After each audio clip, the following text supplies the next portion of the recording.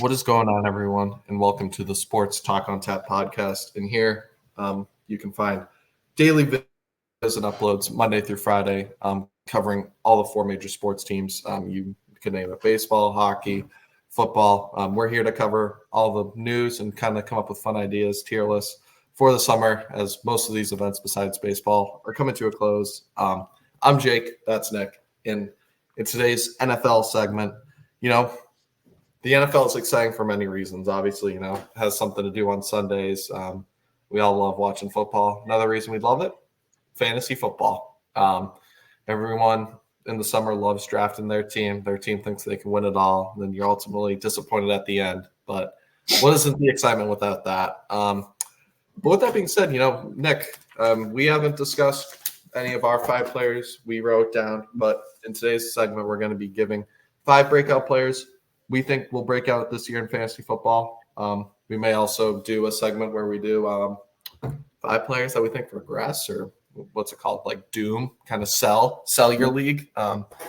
So with that being said, Nick, I'm excited to see this list, and do you want to go first with your first player? Maybe we have some similar, maybe we have none similar. Yeah, I'll go first. So first one I'm picking is a rookie. When it comes to fantasy football, I'm usually I love taking rookies in the later rounds because usually you can find a hidden gem. Fun little fact, I took Justin Jefferson with my last pick and released him because the first 2 weeks he wasn't getting any catches. And then he went on to, break all sorts of records. I was pissed, but little fun fact. But I can't believe you released one of the greatest wide receivers of all time.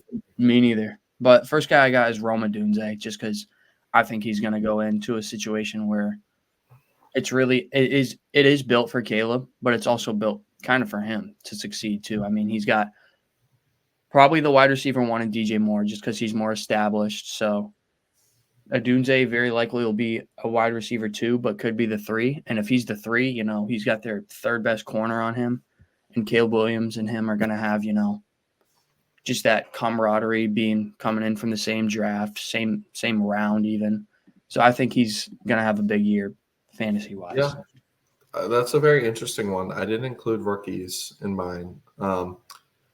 There's a couple different ways you could look at it. I agree, sometimes that third receiver gets matched up with the third corner and can eat.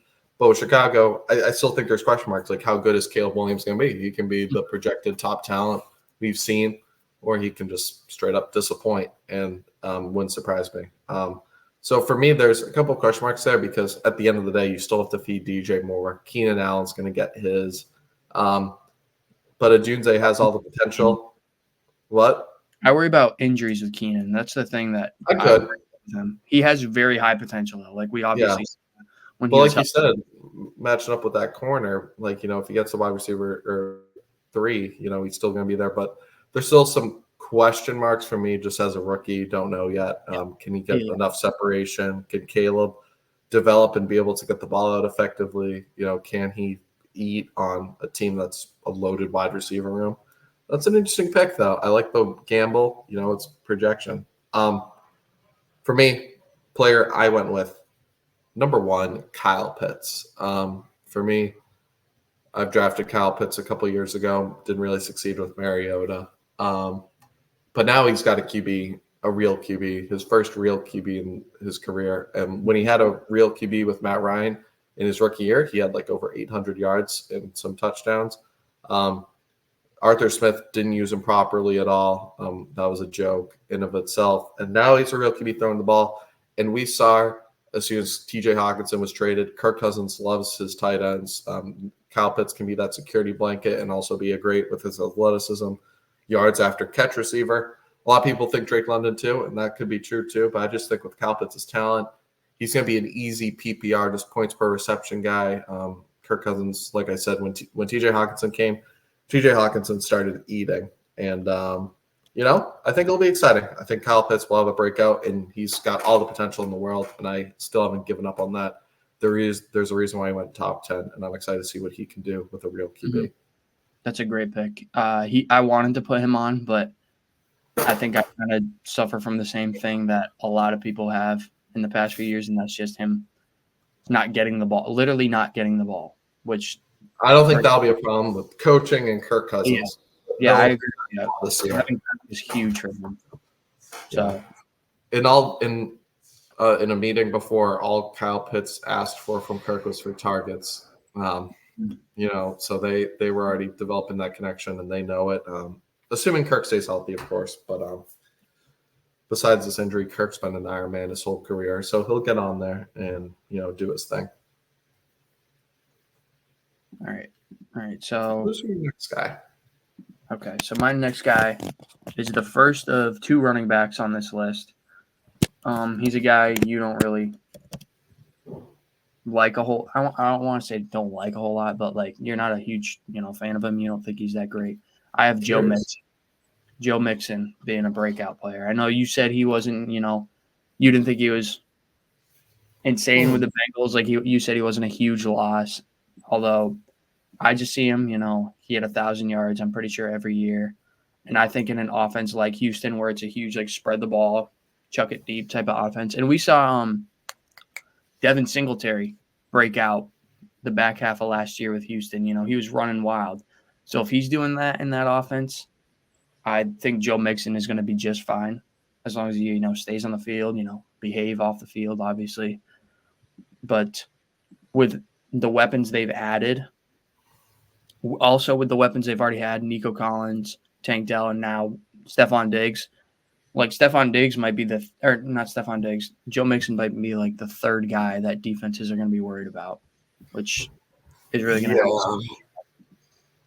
Yeah, no, I mean, I get what you mean. No, it's going to be a lot of people are going to be looking for the pass with this offense and, the running. I think you got to look at Joe Mixon, and I know maybe people may be thinking, oh, he's still fairly young, but he was drafted in 2017. He has, I think, 7-8 years on his tires. And the yards don't tell the whole story.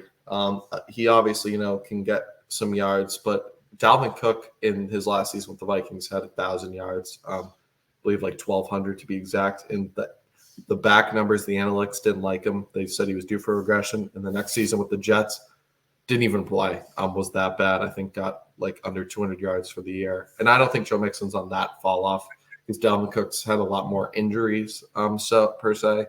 But I don't think I think it's just another year. I think he can be efficient, but he can't be that bell cow getting 200 plus carries. I would say if the Texans want to use him right, use him in the red zone a little bit more. And maybe you're right. Then maybe he has a Raheem Mostert 15 plus touchdown season, just rushing, but he's not going to be able to give you those 100-yard games consistently. I don't think with the wear he's had now. But you never know. Yeah, pick it up older running backs. Now I don't want to call him old because I think he's still in his 20s. But Dalvin Cook's 29 and he's cooked. So. Exactly. Guys that are maybe on running the back, backs are just different. It's very risky. It's risky. Yeah. Same with Le'Veon Bell. I mean, maybe it's just the Jets. Maybe the Jets, just need to stop signing free agent running backs. Maybe. But, I mean, there was a reason why Dalvin Cook was on the market for so long. People knew regression was coming, and the Bengals, I think, saw, they don't need him. Samaje Perine has shown he can step in efficiently. So I'm not really worried about that. But, I like where you're coming from. A lot of people are going to be expecting with Diggs there now, especially Tank Dell coming back. People are going to want to see what they're made of. Here's what I'll say. I think Joe Mixon would be a really good running back 2 and a great running flex. I think he'd be a really good flex if you could get him there. He's not an RB1. I'll say that. I agree. Next one. I'm going up to Buffalo. And I'm going to go with Khalil Shakir. The Bills this offseason they traded Diggs away. Gabe Davis went to the Jaguars, and Khalil Shakir was really a huge part of their passing game down the stretch when Diggs kind of faded away. And, I'm curious what he looks like. They get drafted Keon Coleman, but Josh Allen's going to be needing to throw the ball still a lot. James Cook, obviously a great running back, but who's going to be getting those wide receiver 1 receptions? My bet is Shakir's going to be a safe blanket. He can kind of do a little bit of everything. He's that intermediate guy that will just be there for Josh Allen consistently, getting 7 to 10 targets a game. You know, if he can bring in 5 receptions a game, wouldn't surprise me. I think, you know, he'll be solid for them. And I think, you know, someone needs to catch touchdown passes too. And Shakir, obviously now the wide receiver 1. Why can't it be him? Or Keon Coleman's maybe the wide receiver 1, and Shakir's getting that QB2 looks. It'll be interesting to see. But, you know, Josh Allen isn't going to fade. He's going to find the way to get his ball to his receivers. And same with Joe Brady. They'll still dial offense up to get their playmakers the ball because they need to, if they want to score points. Okay. I don't mind that pick.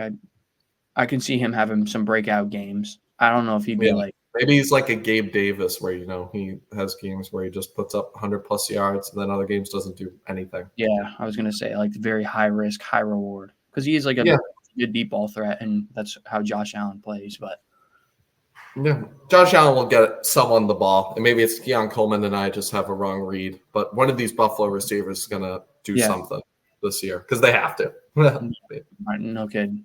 Right. But now, you know, I was talking about the Jets before and how, you know, how bad they are at seemingly signing free agent running backs with, you know, Le'Veon Bell, Dalvin Cook. So I went with a guy they didn't sign, but a guy they drafted and showed huge promise, but just was, you know, riddled with injuries. I got Breece Hall having a breakout year. We've seen what he can do, you know, when he's healthy. And like I said, during his rookie year, when he seemed like a top 3 running back in the league and in fantasy, I think he'd be anybody's RB1 going into the year. Like he's a insane because he's a not only a great running back, like running the ball running back, but he can catch the ball too. He puts up great receiving numbers. So I think overall, Breece Hall stays healthy, plays all 17 games, maybe, you know, takes a game or 2 off, just for rest purposes or whatever. But I think he's putting up well over 1,000 yards. He could put up, you know, 1,800 scrimmage yards if he gets, you know, 700 receiving, 1,200 rushing with Aaron Rodgers. So I think Breece Hall is a pretty safe pick for me. It's probably my safest pick. Yeah, I mean, I don't mind that at all. We'll see what happens. I was thinking, honestly, another Jet Garrett Wilson, too, when doing about this list. There's a lot of interesting ways this could go. Is he on your list, or is I like that. he just when you? No, he isn't. I almost had him though. But I was thinking about Breece Hall too. I did have one QB on my list. A lot of people. This is fantasy football, guys. I ain't gonna talk about winning because I really don't think they're gonna win a lot of games, even as a fan. But you know, Mahomes, Josh Allen, a lot of those QBs are gonna go early. So a guy that you know, sleeper pick. If I may back it up and draft him in my fantasy football leagues this year. Maybe me and Nick do one. My lone QB on this list, there's a lot of ways you could go. I was thinking Bryce Young for a second to keep up the Bryce Young train. But I'm going to go with Sam Darnold, man. When I look at – I was kind of, you know, doing some background research. Kirk Cousins was consistently around the top 10 QBs in fantasy football despite having, like, no rushing ability. Sam Darnold in Carolina and anywhere he's gone can rush the ball, can get some rushing touchdowns. So I think he adds that value. And then also just the Minnesota Vikings offense is really pass happy. Kevin O'Connell just loves passing the ball, and rightfully so. You got Justin Jefferson, Jordan Addison, TJ Hawkinson, etc. And even with backups, we saw Nick Mullins when he first started with Cincinnati, against Cincinnati. This season, over 300 yards, 2 touchdowns. Detroit, 411 yards, 2 touchdowns. Detroit again, 396 yards, 2 touchdowns. So even with backups, Sam Darnold, and I think is even better than Nick Mullins. He's going to put up yards. That's just the way it is. He may throw a lot of picks too, but he's going to throw touchdowns. You got playmakers. They're going to bail you out. So I think that's an underrated QB. Assuming Sam Darnold plays the whole year, I don't know if JJ McCarthy will play this year. For me, I think it's just one of those QBs that's just going to put up a lot of fantasy points. May not translate to winning. Don't think the Vikings win like I projected them to finish last in the division. But I think this is a fantasy sleeper where you could just put up a whole lot of yards and just get a whole lot of points.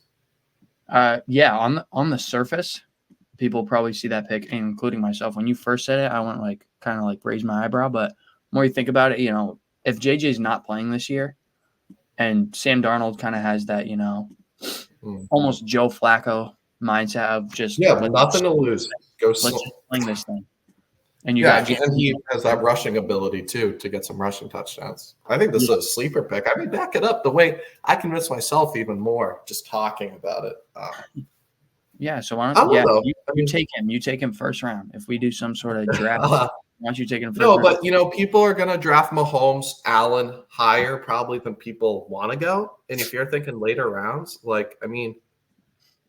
I think me or you could go out there and throw it to JJ. It's not impossible. People are gonna Sam Darnold. I'm not saying he won't turn the ball over. He may have games where he throws 3 picks, 2 touchdowns, but 400 yards. That eats up in fantasy eventually. I saw Nick Mullins game, 400 yards, 4 picks. Yeah, but how many fantasy points? Because he also threw 2 touchdowns. So that's probably 20 fantasy points at least. That's a. Mm-hmm.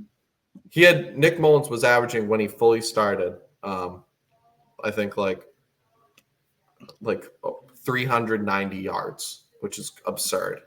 That's kind of wild. Just because you have the playmakers to do whatever you want, people are gonna be open, and it's gonna lead to more interceptions because you think you can throw everything to these guys. But I like it. I think, but who knows? Maybe Sam Darnold just because I think this is a big prove it year for him. He has nothing to lose, 1-year deal.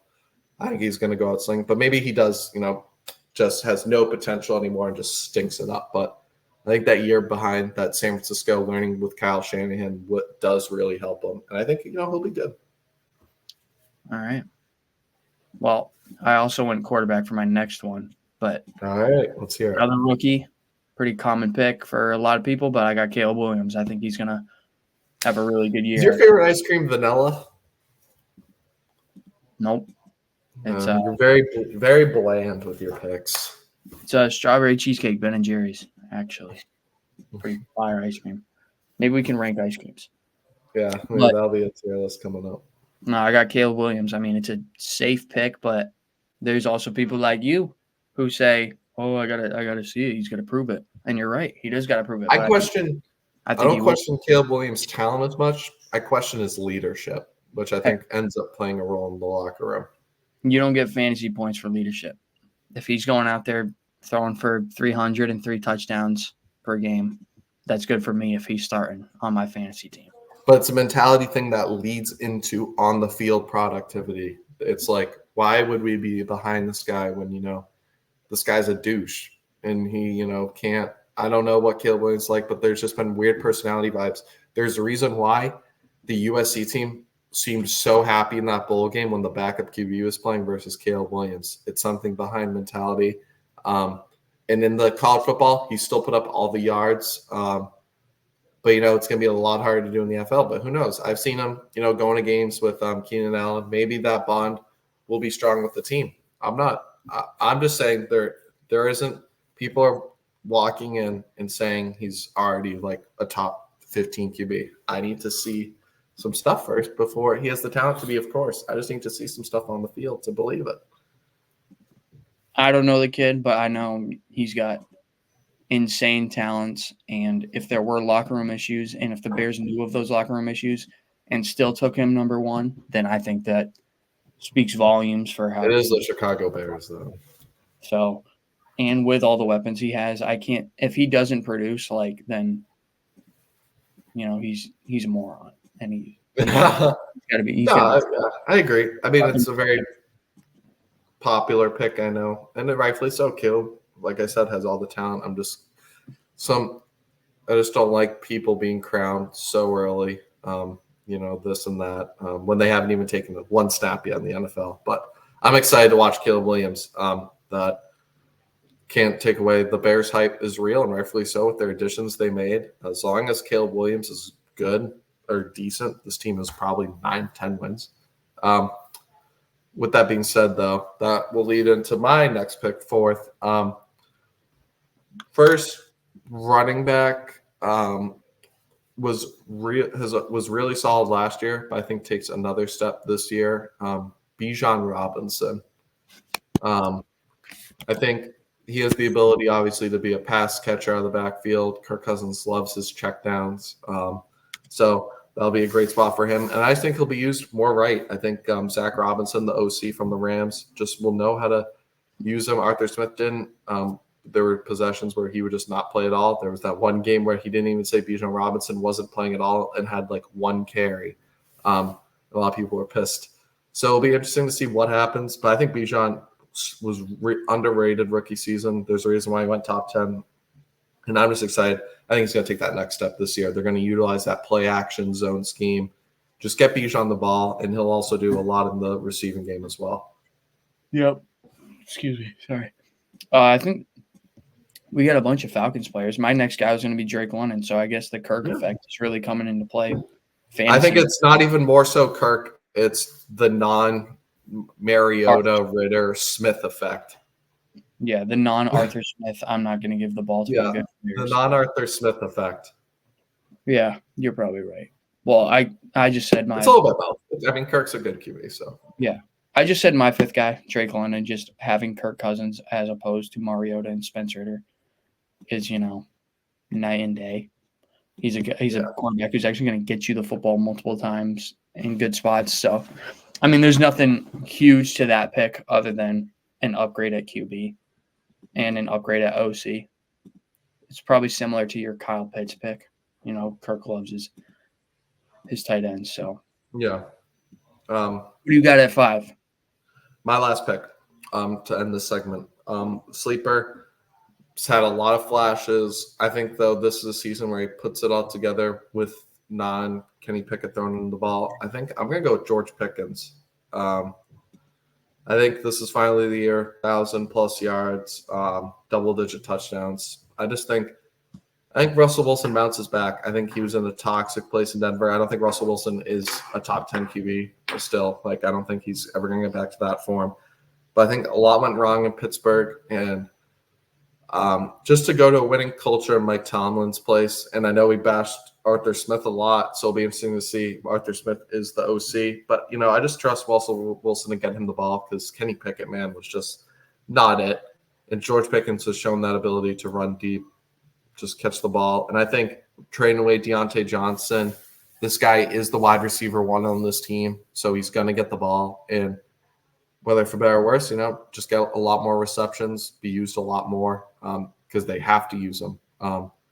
So I'm excited to see what he does this year. And he wants the ball more than anything. He was, obviously going to Twitter, liking stuff that said, passing the ball more. So I think this is the year he finally gets the ball and reaches that 1,000-yard mark, maybe 7 to 10 touchdowns. Wouldn't surprise me. That's a solid pick. I mean, he's a freak of nature when it comes to talent. Yeah, he's like a DK Metcalf. We've seen the incredible catches he can make. And we saw what Russell Wilson did with DK Metcalf in 2020. Solid pick. Yeah, so But yeah, overall, that will sum up these lists now. I think we each had 5. And then maybe that next week at some point we'll do fantasy boom or bust, or some people that we think regress. But yeah, let us know what you think. This I got is one both more. of our lists. We had actually nothing in common. I got one more thing to pull up. A little side NFL news that just happened this morning. Also has to do with your Vikings. You're having a good week. What do you think of these unis? Do you think these are solid unis? You like them? When are we wearing these? I'm not sure, but I think this year they announced today that they're going to be their alternates. Huh. Winter Warrior. I like the whiteout. I think it fits the Christmas vibes. Kind of looks like Penn State though. That looks more of a dark blue than a purple. That looks like Kansas State. That's Kansas, Penn State. Yeah, I don't know. I like it. It looks all right. I like them. Once you see him on Justin Jefferson, you're gonna like them. Yeah, I mean, no, I really love it when they paint the logo all white and shit for the whiteout. Those are dope, and I think that'll fit that theme really well. Around Christmas time, maybe a couple home games, you sprinkle it in there. Yeah, will be exciting. I also really loved the Bud Grant ones we did for the 70s alternate. Those were nice, yeah. Yeah, but these, they look drip. I'll be excited. The safeties repping them. Yeah, should be an exciting year as the Vikings look to get their first Super Bowl this year. But with that being said, Yeah, so 5 fantasy breakout players. Like I said, maybe next week we'll do players that we think will regress, or maybe even more players that we think will succeed. Surprisingly, me and Nick, we had nothing in common. We were kind of beating around the bush with some Jets, Falcons players. But, we'll see what happens. With that being said, make sure to like and subscribe if you enjoy this kind of content, and we'll catch you in the next one. Peace.